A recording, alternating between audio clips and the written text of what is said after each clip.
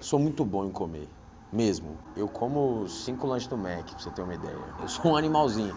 Eu como 2 pizzas. Nossa. Eu sou um belo de um cavalo comendo.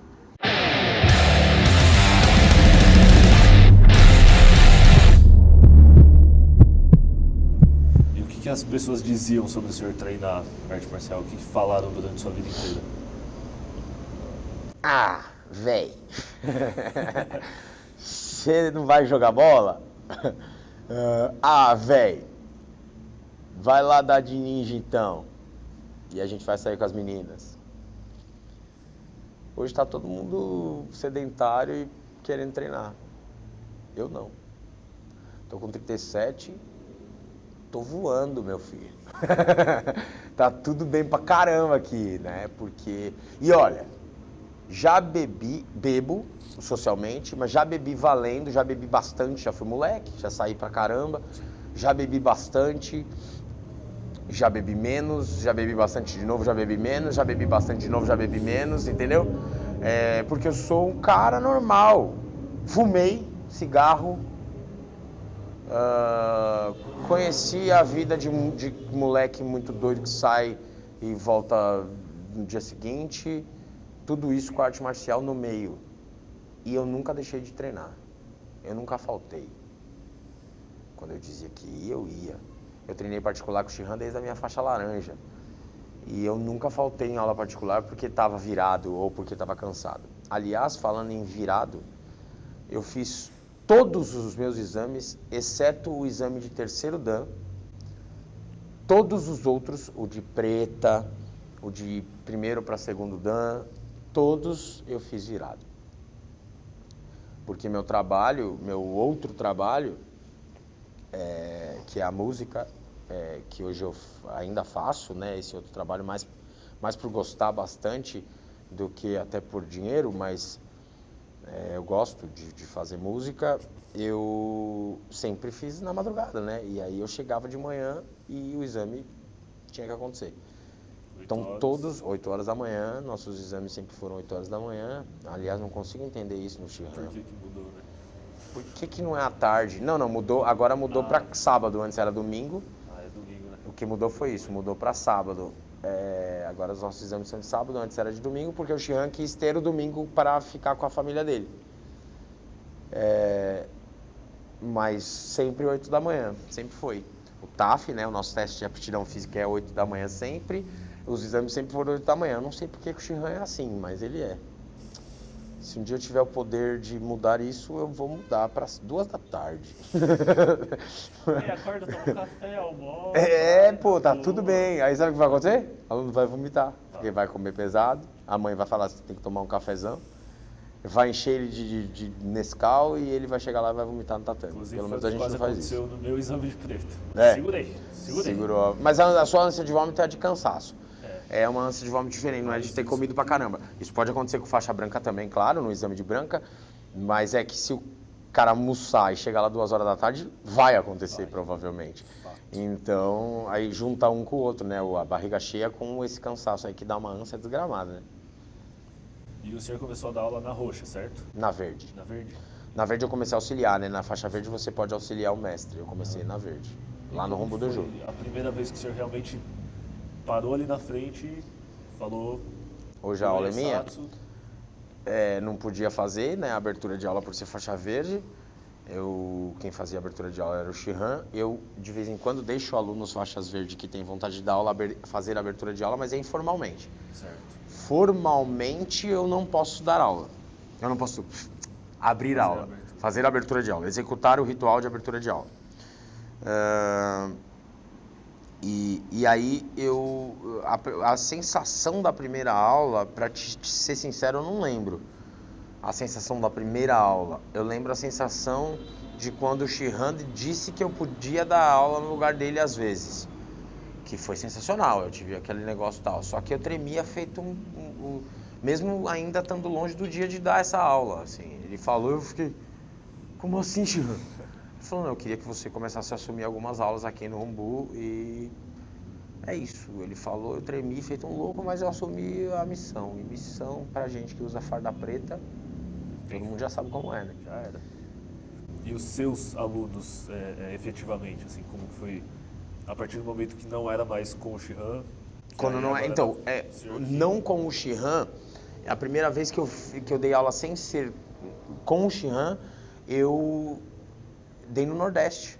Eu mudei para o Nordeste para trabalhar, faixa roxa, e fui dar aula numa academia lá. Então não só estava longe do Shihan no sentido dojo, mas eu estava a 3.000 quilômetros do Shihan. Então não tinha Shihan mais, era meio que isso. E mais legal do que isso ainda, eu cheguei nessa academia que tinha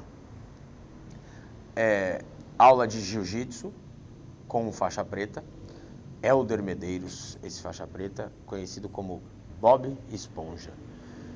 Porque realmente ele tem um sorriso igualzinho do Bob Esponja. Tá. E o Hélder Medeiros, ele é o mestre do cara de sapato do UFC, só pra você ter uma ideia do nível técnico desse menino. O cara de sapato que foi campeão do TUF, né, do UFC, e hoje luta, é um contratado do UFC, se tornou faixa preta com o Hélder Medeiros. Lá em João Pessoa, né, as pessoas pensam que tá tudo em São Paulo e Rio de Janeiro, esquece. O Nordeste é muito forte no jiu-jitsu também, tanto que vários campeões do jiu-jitsu brasileiro, também do jiu-jitsu brasileiro, mas do UFC, dos brasileiros no UFC, vieram do Nordeste, né? E o Nordeste é muito forte também. E o cara de sapato era de lá, dessa mesma academia que eu dava aula. Era uma academia de musculação que em cima era arte marcial. Bem grande, inclusive, era um tatame gigantesco de uns 150 metros. Que quando eu decidi abrir o meu primeiro dojo, eu me baseei nela, por isso que eu queria um lugar tão grande. E tinha Jiu, tinha Kung Fu, tinha Muay Thai e tinha boxe. Isso, Jiu, Kung Fu, Muay Thai e boxe. Todos eles pretas das suas modalidades, vamos dizer assim.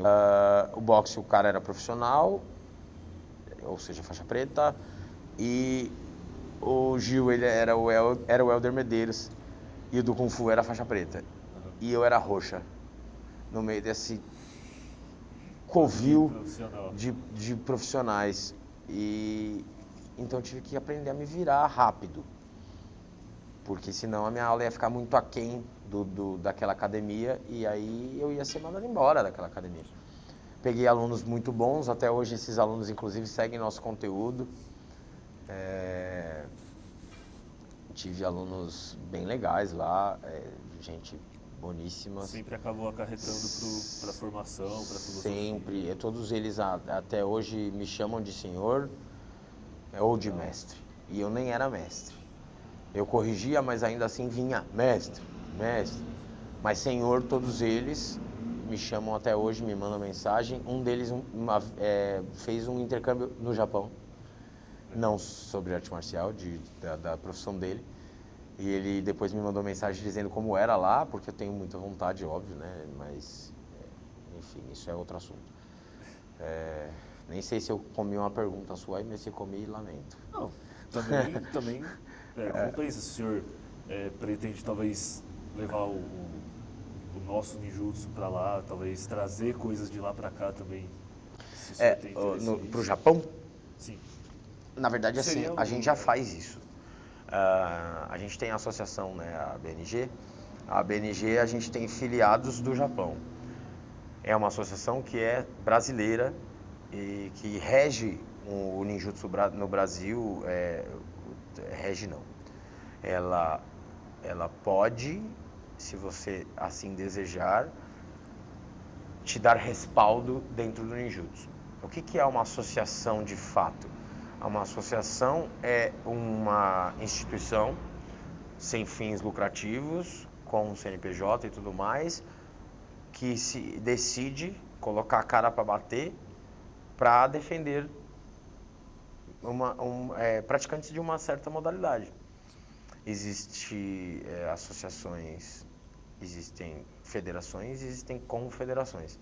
Normalmente uma vai engajando na outra. Você precisa ser uma associação, fazer determinadas coisas, tem determinadas regras que vai encaixar em virar talvez federação, ou os representantes poderem pensar em ter uma federação e assim virar confederação, né? E a Associação Brasileira de Ninjutsu e Goshinjutsu recebe pessoas do Japão que são filiadas em um mestre do Japão e pessoas do Japão. A gente tem uma mística, né, de que do Japão vem tudo de melhor do arte marcial que é japonês, e não é assim. O ninjutsu foi, obviamente, iniciado no Japão, muito conhecido no Japão e tudo mais, mas o japonês não tem muito na cultura dele o ninjutsu não, apesar de ter na história o ninja. Por todo o contexto, né? Por vários contextos históricos. Eles acabaram não levando o ninjutsu como uma prática normal deles. Eles levam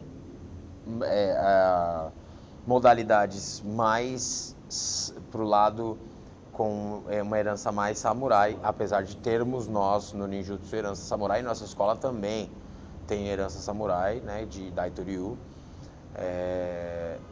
mas eles não gostam tanto assim E da mesma forma a gente pode colocar o exemplo do jiu-jitsu, né, que veio de lá e o Exato. brasileiro evoluiu. Exatamente. O brasileiro pegou o jiu-jitsu e transformou no jiu-jitsu que a gente conhece, no Brazilian Jiu-Jitsu, mas o jiu-jitsu é japonês. Exatamente. E eles não... Lá no Japão tem jiu, lógico que tem. Mas eles não encaram. Aliás, no Japão tem Brazilian Jiu-Jitsu. Que a gente só chama de jiu-jitsu porque é Brasília. Do mesmo jeito que ele chamou comida japonesa. Comida japonesa de comida, simplesmente. Pronto, vê que ficamos. É bom a gente fazer de shinobi também para não falar mais besteira, né? Porque se a gente tá de shinobi faixa dentro do tatame, a gente fica um pouco mais sério, senão... E o senhor citou a BNG, como o senhor é cofundador, né, da BNG, o senhor sempre teve esse sonho de montar alguma coisa que desse mais essa segurança, esse respaldo para quem estava praticando, por ser uma arte marcial pequena aqui, pouco conhecida, ou como costumava ser na época, né? Uhum. Não. Foi consequência. Consequência de coisas que vinham acontecendo, políticas, né? É o quê? Não, o menino da câmera aqui tá fazendo cenas para nós aqui atrás. Vira um pouco para lá. Poxa, é coisa de novela.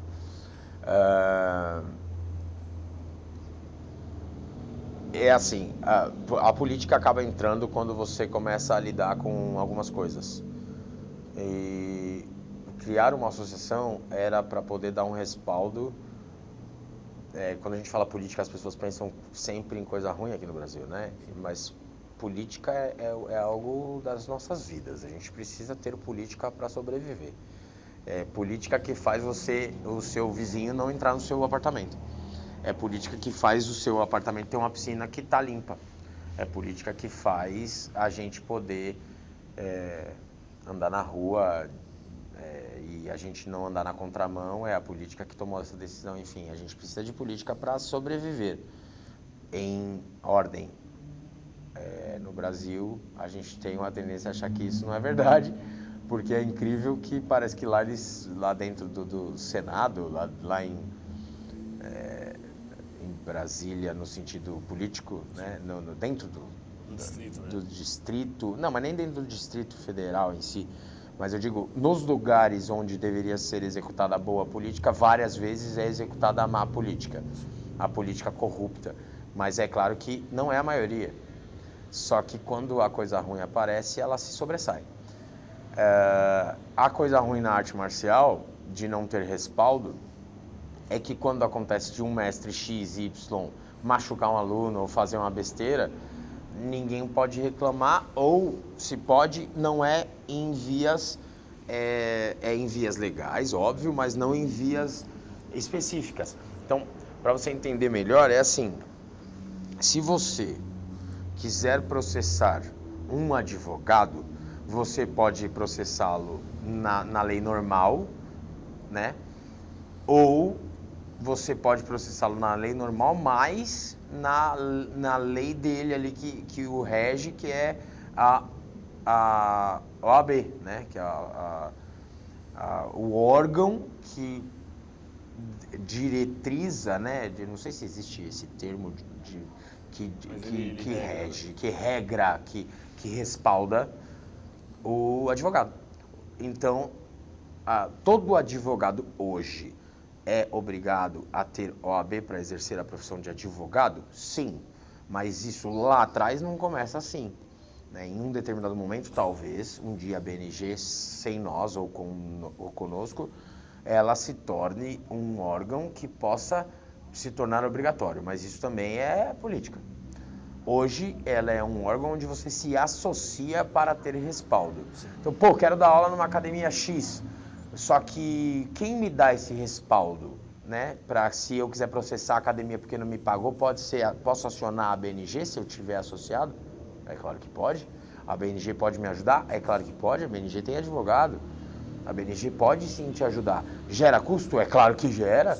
Mas a BNG também pode te ajudar nisso? Pode. Ela não vai pagar para você igual sua mãe pagaria, mas ela vai te ajudar. Ela pode te ajudar. Afinal, você é um filiado, você é um associado, no caso, né? Dentro dela você tem direitos. Dentro dela você tem alguns direitos, é. E se você for um professor, você também paga, normal, aliás, paga mais. A gente paga mais. Eu não sei, eu às vezes brinco e falo assim, não sei porque fundei esse negócio para eu pagar mais que todo mundo. Mas por ser uma associação, independente de eu ser cofundador ou qualquer cargo que eu tenha, eu tenho as mesmas regras que todo mundo. Eu assumi esse cargo voluntariamente. E eu me candidatei a esse cargo voluntariamente e fui eleito por votos. E atualmente é de vice-presidente. De vice-presidente. Eu me candidatei a esse cargo de forma voluntária e fui eleito de forma democrática. Quem está associado à BNG vota. E assim será para sempre dentro da associação. Tomara que um dia seja muito maior que nós. A intenção a intenção é a expansão. Expansão. E a sua maior dificuldade durante toda a sua trajetória? Qual foi? Dieta. Se teve uma, se teve várias. Eu tenho uma dificuldade muito grande, dieta. Eu como feito um débil mental. Eu como muito bem. Sim, eu sou muito bom. Acho que sou bem melhor em comer, inclusive, do que na arte marcial. Se você quiser, eu te ensino também. Dá pra ser faixa preta comigo fácil. Nossa. Eu devo ser nono dan de comer. Eu sou muito bom. Sou muito bom em comer. Mesmo. Eu como 5 lanches do Mac, pra você ter uma ideia. Eu sou um animalzinho. Eu como 2 pizzas. Nossa. Eu sou um belo de um cavalo comendo. Mas eu não faço isso todo dia, porque eu amo mais a arte marcial do que comer. Mas em segundo lugar, de coisas de fazer, não de esquecendo indivíduos, de fazer, coisas para fazer, eu acho que a segunda coisa que eu mais amo fazer na minha vida é comer. A primeira eu acho que é arte marcial e a segunda é comer. Então eu largo uma para poder continuar a outra, porque senão meu joelho não ia aguentar, enfim, eu ia ficar com um shinobi feio pra caramba, aquele shinobi barrigudo. O shinobi feio, né? Aqueles kimono com a faixa amarrada que fica só 2 orelhinhas da faixa pra fora, assim. Dá nem pra... Eu não ia querer ser um mestre gordão, não. Apesar de ter muito mestre bom gordão e muitos praticantes que podem ser gordos, não tem problema nenhum. Mas eu não queria. Eu queria manter a minha qualidade técnica e manter... Para isso, eu preciso manter o meu físico intacto. Ou pelo menos em alto padrão. Então acabava sendo a maior dificuldade... Não é. Ainda é. Ainda é. Sempre, todo dia. E aqui na frente do dojo você sabe que tem o Val, né? Sim, não ajuda muito. O Val é um filho da mãe. O Val vem de um cachorro quente sensacional. Ele é aqui na frente mesmo, frente. Ele... Todo dia ele tá no nosso horário de treino. Eu não sei se você sabe que ele pega a energia, né? Esses carros, esses food trucks, eles precisam de energia elétrica, né? E a energia elétrica do food truck vem sempre de algum estabelecimento colaborativo ou alguma negociação comercial. Então, o estabelecimento aqui do lado, parede com a gente, que é uma agência de moto, ele que fornece a energia pro Val. Então, é na frente valendo, né? E ele faz bacon. Você não precisa falar mais nada. Maldito Val. Eu gosto muito do dog do Val. Nossa. E pra você ter uma ideia de como eu como, a gente falou em quantidade, eu normalmente quando para comprar cachorro quente pro Val, eu compro um pra noiva, um pra os 2 filhos, só que aí nessa hora eu já falo, vou comprar um pra cada, mesmo sabendo que os 2 não comem, porque eu já tô pensando que vai sobrar, entendeu? Com certeza. E compro mais 3 pra mim. Você já comeu o dog do Val, então você sabe do que eu tô falando, né? Comendo um já é... Pois é, eu compro 3 dog pra mim, como o resto dos meus filhos. E muitas vezes ainda eu dou aquela beliscada na cozinha, sabe? Então, Nossa. é complicado pra mim dieta. E na frente aqui a gente também tem o Burger King, né? Quer dizer, eu tô, né? Não ajudou. Errou na escolha do lugar pra abrir o Nojo. Enfim, é o meu maior desafio, sem dúvida. Agora entrando um pouquinho no filosófico, eu entendo qual foi a sua pergunta. Eu quis dizer que realmente o meu maior desafio é básico. Como eu disse, eu sou uma pessoa normal. Meu maior desafio, e eu tenho certeza que muita gente, hein, que a dieta vai ser um desafio. Mas o meu maior desafio pensando marcialmente, ele talvez tenha sido o meu exame de faixa preta. Ele é um momento pontual. Eu não lembro de ter tido desafios. Eu não consigo te dizer desafios assim, por exemplo, sempre foi chute com salto. Não. Daitoryu pra mim foi um problema. Não lembro disso, de ter tido uma coisa específica técnica. Mas o meu exame de faixa preta foi o dia mais desafiador, acho que, da minha vida. O senhor quer contar um pouquinho sobre? Posso contar Como que foi? o que eu lembro, porque eu entrei no modo avião com 1 hora de exame, eu acho. Não, eu lembrei de um outro ponto, um outro dia. Muito. Foi mais, talvez, até do que o meu exame de preta. Foi o meu exame de verde. Eu caí de moto 2 dias antes e rompi o ligamento do tornozelo. A dor foi brutal, né? O ligamento realmente é uma dor absurda. E eu fui pro médico, o médico falou assim: a gente precisa imobilizar e provavelmente você vai ter que operar. Eu falei, não vai ser hoje. Por quê? Porque lembra que eu te falei que eu tracei um caminho dentro do ninjutsu?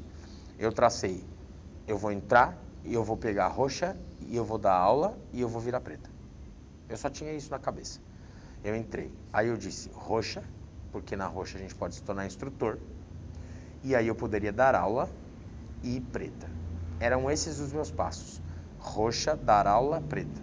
Roxa, dar aula, preta. Eu não pensei na amarela, na laranja e na verde. O caminho no meio. Não pensei. Eu só fiz, eu só executei. E na verde eu ia pegar a roxa no exame. E eu 2 dias antes de pegar a roxa caio de moto.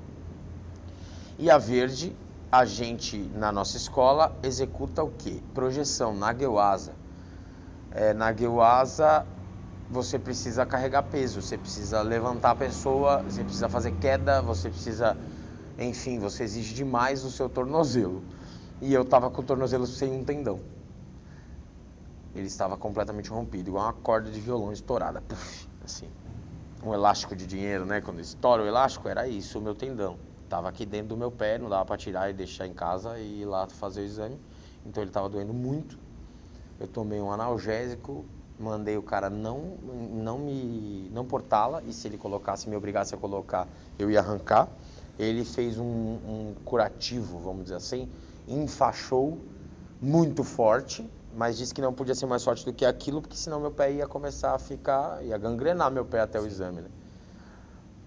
E eu fui pro exame. Aí o que eu fiz pro Xian não ver aquele curativo? Eu comprei um tabi, né? Que é a nossa bota, aquela bota ninja. Eu comprei um tabi e fui fazer o exame de tabi.